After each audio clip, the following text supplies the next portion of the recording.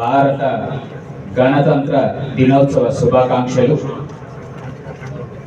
భారత గణతంత్ర దినోత్సవం సందర్భంగా స్వాతంత్ర సమరయోధులకు, ప్రజా ప్రతినిధులకు, విద్యార్థులకు, అధికారులకు, పాత్రికేయులకు మరియు జిల్లా ప్రజలందరికీ నా హృదయపూర్వక శుభాకాంక్షలు. నేడు 76వ భారత గణతంత్ర దినోత్సవాన్ని ఘనంగా జరుపుకుంటున్నాం. మన దేశంలో రాజ్యాంగం అమల్లోకి వచ్చి మన ప్రజాస్వామ్యానికి పునాదులు పడిన జనవరి 26, 1950 నుండి ప్రతి సంవత్సరం దేశవ్యాప్తంగా జాతీయ పండుగగా గణతంత్ర దినోత్సవాన్ని జరుపుకుంటున్నాం. ఈ రోజు మనం ఒక వేడుకను జరుపుకోవడమే కాదు, మన రాజ్యాంగంలో పొందుపరిచినటువంటి స్వేచ్ఛ, సమానత్వం, సౌభ్రాతృత్వం వంటి విలువలను పునరుద్ఘాటించుకునేటువంటి ఒక రోజు కూడా. మన జాతిపిత మహాత్మా గాంధీ, పండిత్ జవహర్లాల్ నెహ్రూ, మౌలానా అబ్దుల్ కలాం ఆజాద్, డాక్టర్ బాబు జగజీవన్ రావు, జ్యోతిరావు పూలే, అల్లూరి సీతారామరాజు, కొమరం భీమ్లతో పాటు ఎందరో అమరవీరులు చేసిన ఎనలేని త్యాగాల ఫలితంగా మన దేశానికి స్వాతంత్రం లభించింది. డాక్టర్ బిఆర్ అంబేద్కర్ గారి సారథ్యంలో ప్రపంచంలోనే అత్యుత్తమ రాజ్యాంగాన్ని రూపొందించుకున్నాం. ఈ సందర్భంగా ఆ మహనీయులను స్మరిస్తూ వారందరికీ ఘన నివాళులు అర్పిస్తున్నాను.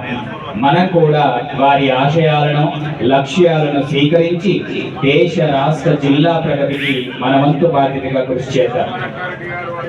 2047వ సంవత్సరం నాటికి ఆంధ్రప్రదేశ్ రాష్ట్రాన్ని స్వర్ణాంధ్రగా తీర్చిదిద్ది రాష్ట్ర ప్రజలందరూ సుసంపన్నంగా, ఆరోగ్యంగా, ఆనందంగా జీవించేందుకు కృషి చేస్తున్నటువంటి గౌరవనీయులు రాష్ట్ర ముఖ్యమంత్రి వర్యులు శ్రీ నారా చంద్రబాబు నాయుడు గారి ఆశయాలకు అనుగుణంగా జిల్లా ఇన్ఛార్జి మంత్రివర్యుల ఆధ్వర్యంలో జిల్లా యంత్రాంగం, ప్రజాప్రతినిధులు జిల్లా సర్వతోముఖాభివృద్ధికి సమన్వయంతో కృషి చేస్తున్నాం. దేశంలోనే ఆదర్శవంతంగా అన్ని వర్గాల ప్రజలకు పారదర్శకంగా అభివృద్ధి కార్యక్రమాలను మరియు సంక్షేమ పథకాలను ప్రభుత్వం అందిస్తోంది. ఈ శుభ సందర్భంగా రాష్ట్ర ప్రభుత్వం అన్నమయ్య జిల్లాలో అమలు చేస్తున్నటువంటి వివిధ అభివృద్ధి మరియు సంక్షేమ కార్యక్రమాల ప్రగతిని మీకు తెలియజేస్తున్నాను. 10 సూత్రాలతో స్వర్ణాంధ్ర 2047 నాటికి సాధించాలని మన రాష్ట్ర ప్రభుత్వం నిర్ణయించింది.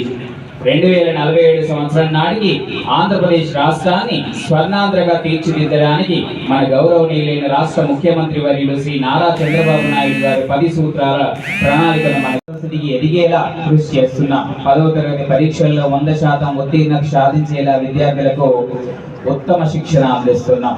వైద్య శాఖ, ప్రజారోగ్య సంరక్షణే ప్రభుత్వ ధ్యేయం. ప్రభుత్వ ఆసుపత్రుల్లో సురక్షిత ప్రసవాల ద్వారా మాతా శిశు మరణాలను తగ్గించేందుకు ప్రత్యేక శ్రద్ధ తీసుకుంటున్నాం. పిల్లల ఆరోగ్యం, దేశ సౌభాగ్యం దిశగా 5 నుంచి 18 సంవత్సరాలు కలిగినటువంటి 47,318 మంది బాల బాలికలకు కంటి పరీక్షలు, కంటి అద్దాలు సమకూర్చడం జరిగింది. మహిళలు, బాలలు సంపూర్ణ ఆరోగ్య రక్షణ కల్పిస్తూ రక్తహీనత తగ్గించేందుకు జిల్లానందరి వైద్య ఆరోగ్య కేంద్రాల ద్వారా కృషి చేస్తున్నాం. డాక్టర్ ఎన్టీఆర్ వైద్య ఆరోగ్య ట్రస్ట్ ద్వారా ఈ ఏడాది జిల్లాలో ఇప్పటి వరకు 20 కోట్ల రూపాయలను ఖర్చు చేసి 11,101 మందికి శస్త్రచికిత్సలు అందించడం జరిగింది. పేదలందరికీ ఇల్లు ద్వారా ఇల్లు లేని అర్హులైన ప్రతి ఒక్కరికి కూడా 2029వ సంవత్సరం నాటికి ప్రతి ఒక్కరికి ఇంటిని నిర్మించి ఇచ్చేందుకు మన ప్రభుత్వం కృత నిశ్చయంతో ఉంది. కేంద్ర ప్రభుత్వం సహకారంతో ఇకపై నూతనంగా మంజూరు చేసే ఒక్కో ఇంటి నిర్మాణానికి 4,30,000 రూపాయలు లబ్ధిదారులకు అందిస్తాం. ఇందుకు మన ప్రభుత్వం ద్వారా అర్బన్ ప్రాంతాల్లో 2 సెంట్లు, గ్రామీణ ప్రాంతాల్లో 3 సెంట్లు స్థలం ఇవ్వబోతున్నాం. ప్రస్తుతం జిల్లాలో 332 PMAY ఎన్టీఆర్ నగర్ హౌసింగ్ కాలనీలో 1,435 కోట్ల రూపాయల అంచనా వ్యయంతో మంజూరైనటువంటి 79,721 గృహాలు వివిధ దశల్లో ఉన్నవి. ఇందులో 37,366 గృహ నిర్మాణాలు పూర్తి కావచ్చాయి.